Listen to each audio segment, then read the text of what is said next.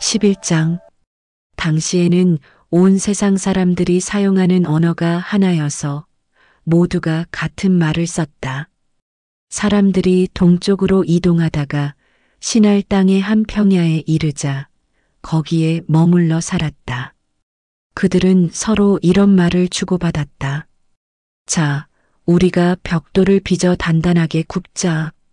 사람들은 돌 대신 벽돌을 썼고 진흙 대신 역청을 썼다. 사람들은 또 이런 말도 했다. 자, 우리가 함께 도시를 건설하자. 하늘까지 닿는 망대를 세우자. 그래서 우리 이름을 날리고 우리가 온 땅에 흩어지는 일이 없도록 하자. 주께서 땅 위로 내려오셔서 사람들이 건설한 도시와 쌓아 올린 망대를 바라보셨다. 주께서 말씀하셨다. 저들은 모두 한 민족이고 모두 똑같은 언어를 사용하다 보니 이런 짓을 시작했구나. 이제 저들이 마음만 먹으면 못할 짓이 없겠구나. 자, 이제 우리가 내려가서 저들의 언어를 뒤섞어 놓자. 그래서 저들이 서로의 말을 알아듣지 못하게 하자. 주께서 사람들을 거기에서 땅 위 곳곳으로 흩으셨다. 그러자 사람들은 성 쌓던 일을 중단할 수밖에 없었다. 주께서 사람들이 쓰는 언어를 섞어 놓아 그들을 온 땅에 흩어져 살게 하셨다. 이런 뜻에서 그 성의 이름이 바벨이라 불리게 되었다. 셈의 후손들은 다음과 같다. 홍수가 끝난 지 2년 뒤 셈은 아르박삿을 낳았다. 그때 셈의 나이는 100세였다. 셈은 아르박삿을 낳은 뒤에도 500년을 더 살며 아들, 딸을 낳았다. 아르박삿은 35세에 셀라를 낳았다. 아르박삿은 셀라를 낳은 뒤에도 403년을 더 살며 아들, 딸을 낳았다. 셀라는 30세에 에벨을 낳았다. 셀라는 에벨을 낳은 뒤에도 403년을 더 살며 아들, 딸을 낳았다. 에벨은 34세에 벨렉을 낳았다. 에벨은 벨렉을 낳은 뒤에도 430년을 더 살며 아들, 딸을 낳았다. 벨렉은 30세에 르우를 낳았다. 벨렉은 르우를 낳은 뒤에도 209년을 더 살며 아들, 딸을 낳았다. 르우는 32세에 스룩을 낳았다. 르우는 스룩을 낳은 뒤에도 207년을 더 살며 아들, 딸을 낳았다. 스룩은 30세에 나홀을 낳았다. 스룩은 나홀을 낳은 뒤에도 200년을 더 살며 아들, 딸을 낳았다. 나홀은 29세에 데라를 낳았다. 나홀은 데라를 낳은 뒤에도 119년을 더 살며 아들, 딸을 낳았다. 데라는 70세에 아브람과 나홀과 하란을 낳았다. 데라 후손의 족보는 이러하다. 데라는 아브람과 나홀과 하란을 낳았다. 하란은 롯을 낳았다. 그러나 하란은 자신의 고향인 갈대아 땅의 우르에서 자기 아버지 데라보다 먼저 세상을 떠났다. 아브람과 나홀은 아내를 맞았다. 아브람의 아내는 사레였고 나홀의 아내는 밀가였다. 밀가는 하란의 딸이었고 하란은 밀가와 이스가의 아버지였다. 사레는 임신을 하지 못하여서 자식을 낳지 못했다. 데라는 자기 아들인 아브람과 이미 죽은 하란의 아들인 손자 롯 그리고 며느리인 아브람의 아내 사레를 데리고 갈대아 땅의 우르를 떠나 가나안 땅으로 가고자 했다. 하지만 하란에 이르자 거기서 자리를 잡고 살았다. 데라는 205세에 하란에서 죽었다. 12장 주께서 아브람에게 말씀하셨다. 너는 내 고향, 내 친척, 내 아버지의 집을 떠나 내가 장차 내게 보여줄 땅으로 가라. 내가 너로 큰 민족을 이루게 하고 내게 복을 내려 내 이름을 떨치게 하리라. 너는 모든 사람들에게 복의 근원이 되리라. 너를 축복하는 사람에게 내가 복을 내리고 너를 저주하는 사람은 내가 그에게 저주를 내리리라. 무릇 땅에 살고 있는 모든 민족이 너를 통하여 복을 받으리라. 아브람은 주께서 이르신 대로 길을 떠났다. 롯도 아브람을 따라 길을 떠났다. 하란을 떠날 때 아브람의 나이는 75세였다. 아브람은 아내 사레와 조카 롯 그리고 하란에서 얻은 모든 재산과 종들을 이끌고 가나안 땅을 향해 떠났다. 마침내 그들은 가나안 땅에 도착했다. 아브람 일행은 그 땅을 통과하여 세겜 땅의 모레라는 곳에 있는 상수리 나무에 이르렀다. 그 당시 그곳에는 가나안 사람들이 살고 있었다. 주께서 아브람에게 나타나 말씀하셨다. 내가 이 땅을 내 후손들에게 주겠다. 아브람은 주께서 자기에게 나타나신 것을 기념하여 그곳에 제단을 쌓았다. 아브람은 남쪽에 있는 베델 동편의 산악지대로 이동하여 그곳에 자리를 잡고 장막을 쳤다. 그곳의 서쪽은 베델이었고 동쪽은 아이였다. 아브람은 거기에다 또 제단을 쌓고 주의 이름을 부르며 예배를 드렸다. 아브람은 그 뒤에도 계속 이동했다. 그는 점점 가나안의 남쪽 지역으로 옮겨갔다. 가나안 땅에 흉년이 들었다. 아브람은 얼마 동안 이집트에서 살려고 그곳으로 내려갔다. 이집트에 가까이 이르렀을 때 아브람이 아내 사레에게 말했다. 여보, 당신은 정말 아리따운 여인이요. 이집트 사람들이 아리따운 당신을 보고 내가 당신의 남편이라는 것을 알면 그들은 나를 죽이고 당신만 살려둘지도 모를 일이요. 그러니 당신이 내 누이라고 말하면 좋겠소. 그러면 당신으로 인해 그들이 나를 잘 대접해 줄 것이고 당신 덕분에 내 목숨을 부지할 수 있을 것이요. 아브람이 이집트 땅에 들어갔을 때 이집트 사람들 사이에 아브람의 아내 사레가 무척 아리따운 여인이라는 소문이 퍼져나갔다. 일파라오의 신하들도 사레를 보고 참 아리따운 여인이라고 입을 모았다. 그들이 파라오에게 이 일을 보고했다. 결국 사레는 왕궁으로 불려 들어갔다. 사레 덕분에 아브람은 파라오의 극진한 대접을 받았다.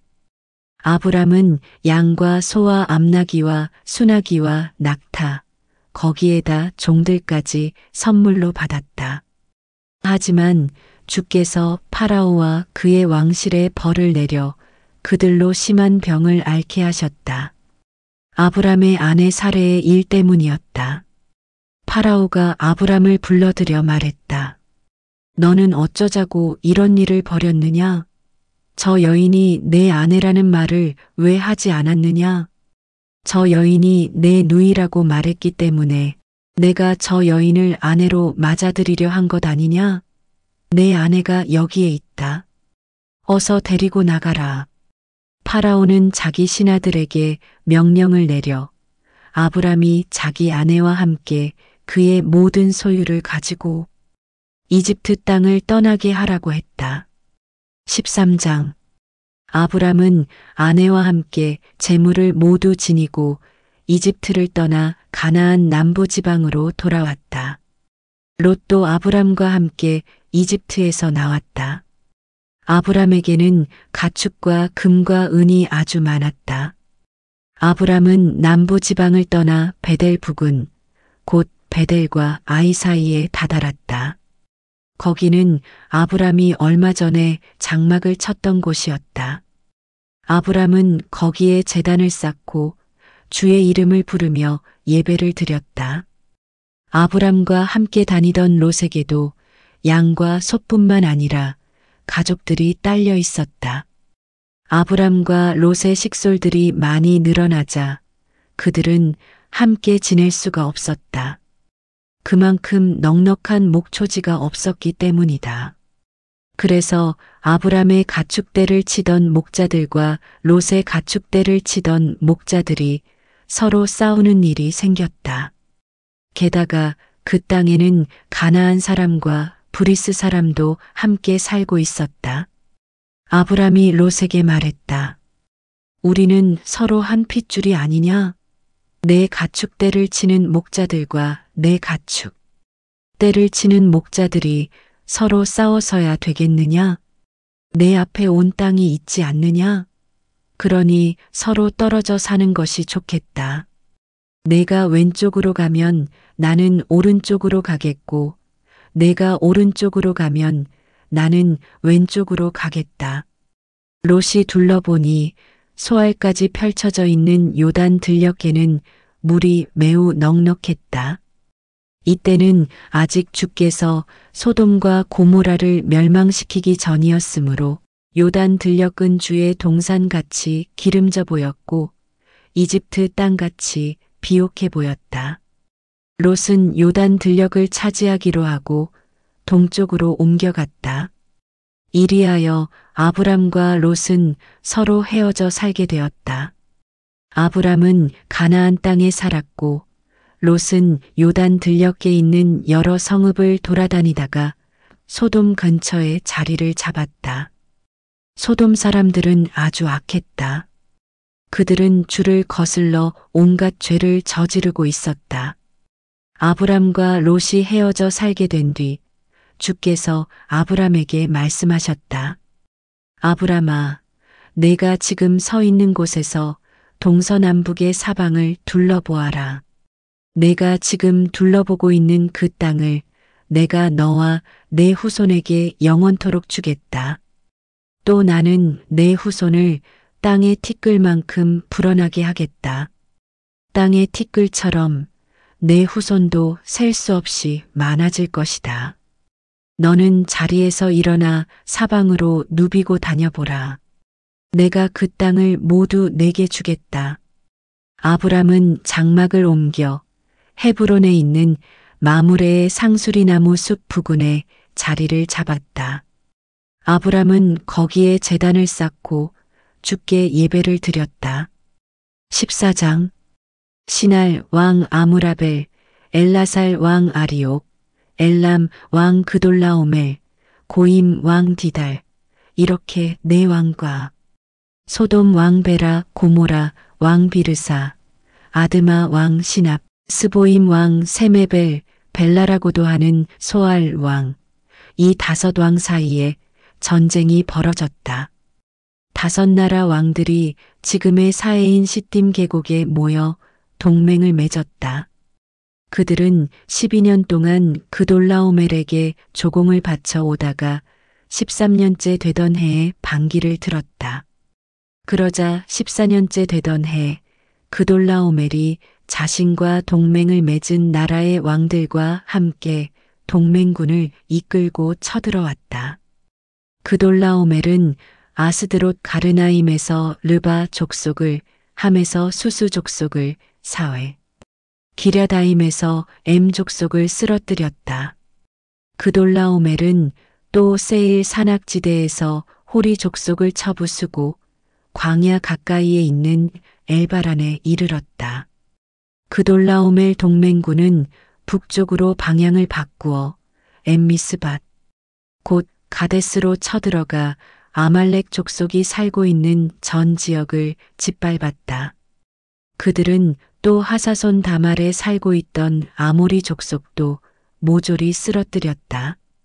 그러자 소돔 왕과 고모라 왕과 아드마 왕과 스보임 왕과 벨라라고도 하는 소알 왕이 연합군을 형성하여 함께 군대를 이끌고 시딤 계곡에 모였다. 그들은 그돌라오멜 동맹군에 맞서 싸움을 벌였다. 이들 다섯 나라의 왕이 북쪽의 네 나라 왕인 엘람 왕 그돌라오멜과 고임 왕 디달과 시날 왕 아므라벨과 엘라살 왕 아리옥을 상대로 시딤 계곡에서 싸움을 벌인 것이다. 시딤 계곡에는 역청 구덩이가 곳곳에 많았다. 소돔 왕과 고모라 왕이 싸움에 밀려 도망칠 때 그들의 군사들이 거기에 빠지고 나머지는 산으로 도망쳤다. 네 나라의 왕들은 소돔과 고모라를 마구 짓밟았다. 그들은 두 성읍 안에 있는 재물과 양식을 모조리 약탈해 갔다. 당시 소돔에 살고 있던 아브람의 조카 롯도 재산을 약탈당하고 끌려갔다.